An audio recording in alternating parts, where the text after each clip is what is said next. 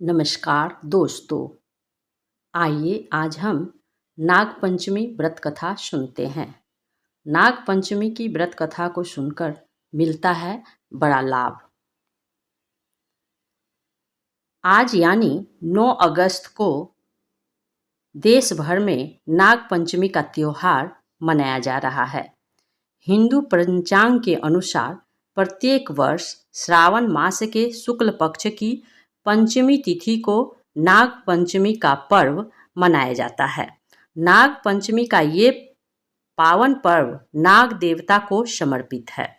इस दिन नाग देवता की प्रतिमा या मूर्ति का दूध से जलाभिषेक किया जाता है और विधि विधान से पूजा की जाती है। धार्मिक मान्यताओं के अनुसार नाग पंचमी का लाभ व्रती को तभी मिलता है जब वह नाग पंचमी की व्रत कथा को पढ़ता या सुनता है। नाग पंचमी की व्रत कथा इस प्रकार है, आइए सुनते हैं। एक बार किसी गांव में एक किसान रहता था। किसान के एक बेटी और 2 बेटे थे। किसान बहुत मेहनती था। अपने परिवार का पालन पोषण के लिए वो खुद हल चलाता था। एक दिन हल जोतते हुए किसान ने गलती से एक नागिन के अंडे को कुचल दिया और सभी अंडे नष्ट हो गए।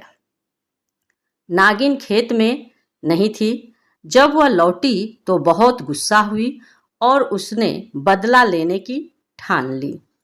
नागिन ने कुछ ही समय बाद किसान के बेटे को डस लिया, जिससे दोनों की मौत हो गई।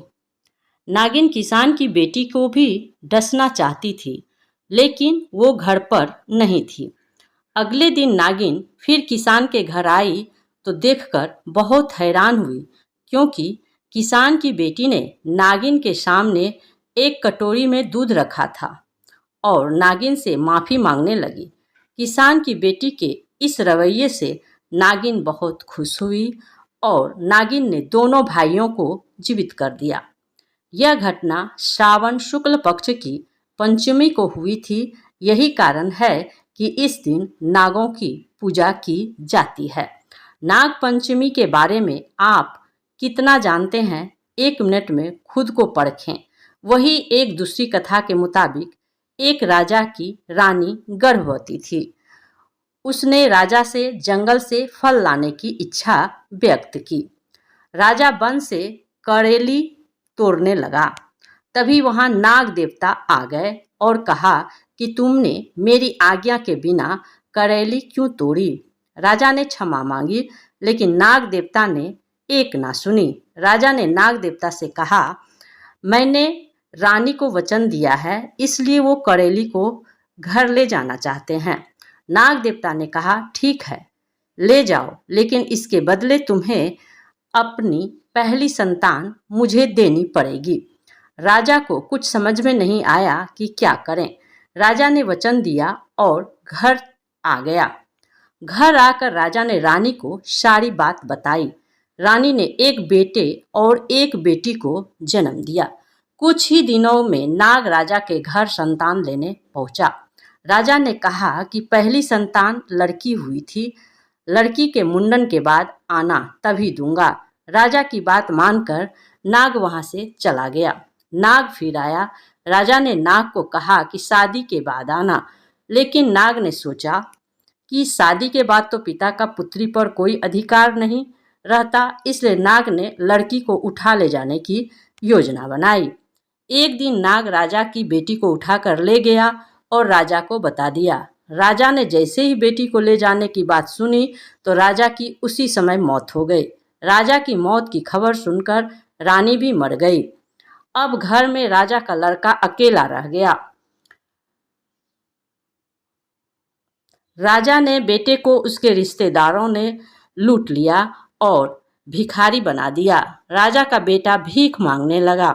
एक दिन भीख मांगते हुए राजा का लड़का नाग के घर जा पहुंचा तो उसकी बहन ने उसे पहचान लिया और दोनों भाई बहन प्रेम पूर्वक रहने लगी। तभी से यह त्योहार मनाया जाने लगा। आइए एक और कथा सुनते हैं। प्राचीन काल में एक सेठ जी थे जिनके 7 पुत्र थे।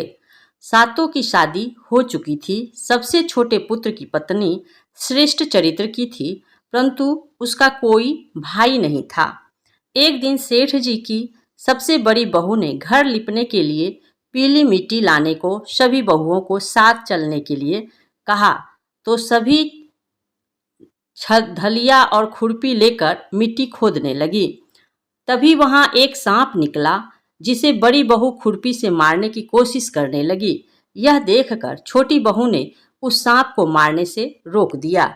यह सुनकर बड़ी बहू ने उसे नहीं मारा और सर्प एक ओर जाकर बैठ गया। तब छोटी बहू ने उस सांप से कहा, हम अभी लौट कर आते हैं, तुम यहाँ से कहीं मत जाना। यह कहकर वह सबके साथ मिट्टी लेकर घर चली गई और अपने काम काज में फंसकर सांप से किया वादा भूल गई। जब छोटी बहू को दूसरे दिन यह बात याद आई तो वह सभी को साथ लेकर वहां पहुंची और सर्प को उस स्थान पर बैठा देख बोली, सर्प भैया नमस्कार। सर्प ने कहा, तू भैया कह चुकी है इसलिए तुझे माफ कर देता हूँ, नहीं तो झूठी बात करने के कारण तुझे डस लेता। वह बोली, भैया मुझसे भूल हो गई, क्षमा मांगती हूँ। सांप बोला, अच्छा तो तू आज से मेरी बहन हुई और मैं तेरा भाई, तुझे जो मांगना है मांग लो। वह बोली, भैया मेरा कोई भाई नहीं है, अच्छा हुआ जो तू मेरा भाई बन गया। कुछ समय बीतने पर वह सर्प मनुष्य का रूप लेकर उसके घर आया और बोला कि बहन को भेज दो। सब हैरान हो गए क्योंकि सभी यही जानते थे कि इसके तो कोई भाई नहीं था। तो सर्प बोला, मैं इसका चचेरा भाई हूँ, बचपन में ही बाहर चला गया था। ऐसा सुनकर घर के लोगों ने छोटी बहू को उसके साथ भेज दिया। उसने मार्ग में बताया कि मैं वही सर्प हूँ, इसलिए तू डरना नहीं और जहाँ चलने में कठिनाई हो वहाँ मेरी पूंछ पकड़ लेना। छोटी बहू उसके कहे अनुसार उसके घर पहुँच गई। वहाँ के धन ऐश्वर्य को देखकर वह चकित हो गई। एक दिन सर्प की माता ने उसे कहा, मैं एक काम से बाहर जा रही हूँ, तू अपने भाई को ठंडा दूध पिला देना। लेकिन छोटी बहू को ये बात ध्यान न रही और उसने गलती से सर्प को गर्म दूध पिला दिया, जिसमें उसका मुंह बेतरह जल गया। यह देखकर सर्प की माता बहुत क्रोधित हुई, परंतु सांप सर्प के समझाने पर शांत हो गई। तब सर्प ने कहा कि बहन अब उसके घर भेज देना चाहिए। तब सर्प और उसके पिता ने उसे बहुत सा सोना चांदी जवाहरात वस्त्र भूषण आदि देकर उसके घर पहुंचा दिया। इतना ढेर सारा धन देखकर बड़ी बहू ने ईर्ष्या से कहा, तेरा भाई तो बड़ा धनवान है, तुझे तो उससे भी धन लाना चाहिए। सर्प ने यह वचन सुना तो सब वस्तुएं सोने की लाकर दे दी। यह देखकर बड़ी बहू ने कहा, इन्हें झाड़ने की झाड़ू भी सोने की चाहिए। तब सर्प ने झाड़ू भी सोने की लाकर दे दी। सर्प ने छोटी बहू को हीरा मणियों का एक अद्भुत हार दिया था। उसकी प्रशंसा उस देश की रानी ने भी सुनी और वह राजा से बोली कि सेठ की छोटी बहू का हार यहाँ आना चाहिए। राजा ने मंत्री को हुक्म दिया, उससे वह हार लेकर शीघ्र उपस्थित हो। मंत्री से सेठ जी से जाकर कहा, महारानी जी छोटी बहू का हार पहनेंगी, वह उनसे लेकर मुझे दे दो। सेठ जी ने डर के कारण छोटी बहू से हार मंगाकर दे दिया। छोटी बहू को यह बात बहुत बुरी लगी। उसने अपने सर्प भाई को याद किया और आने पर प्रार्थना की, भैया रानी ने हार छीन लिया है, तुम कुछ ऐसा करो कि जब वह हार उनके गले में रहे तब तक के लिए सर्प बन जाए और जब वह मुझे लौटा दे तब हीरों और मणियों का हो जाए।